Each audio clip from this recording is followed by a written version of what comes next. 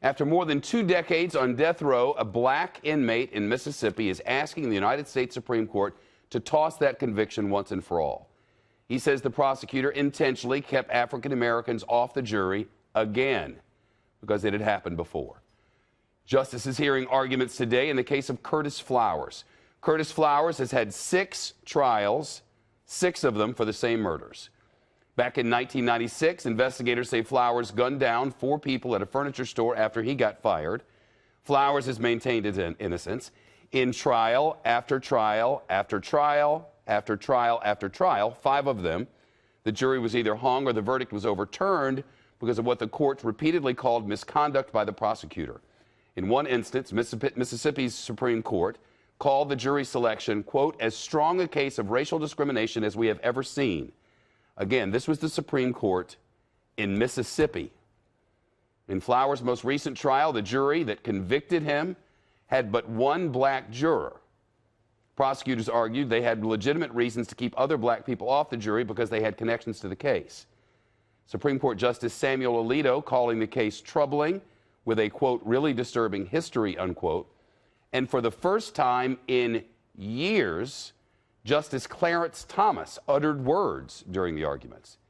Our senior judicial analyst, Judge Andrew Napolitano, was here. First of all, what did he say? He asked a question about statements made at the trial by defense counsel. Namely, did defense counsel make a timely objection to the systematic exclusion of African Americans from the jury? And the answer was yes. But you're right. He doesn't believe, I've discussed this with him many times, he doesn't believe in asking questions. Right. He thinks oral argument is basically fluff. But in this case, he had a specific question, and he asked it. Correct, correct. So now, here's the thing with this case. They tried this 5 times, same people involved. Right. And this 6th time, you get a certain number of strikes. You know, when you watch court shows, you know, during voir dire, each side gets a number of strikes, and they have to be strikes for, you know, all the strikes are black people. Correct. Correct. There is no inference from that other than a racial one. And the Supreme Court ruled in 1986, long before the events in this case took place, that if there is an irrebuttable racial inference, that is, if there's no explanation to negate the racial inference, no explanation as to why each of these people was outside of race. Outside of race, correct. Thank you, Shep. And there's a conviction. The conviction has to be overturned and a new trial ordered. And a new trial ordered.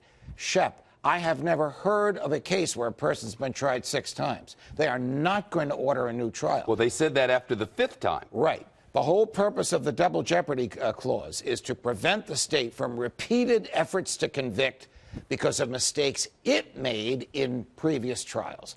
I think from the arguments made by Justice Alito, arguably one of the most conservative and traditionalist members of the court, this case is over. Now, in the meantime, he's been in jail during all of this. He's been in jail for 22 years for a crime for which he has not validly, lawfully been convicted.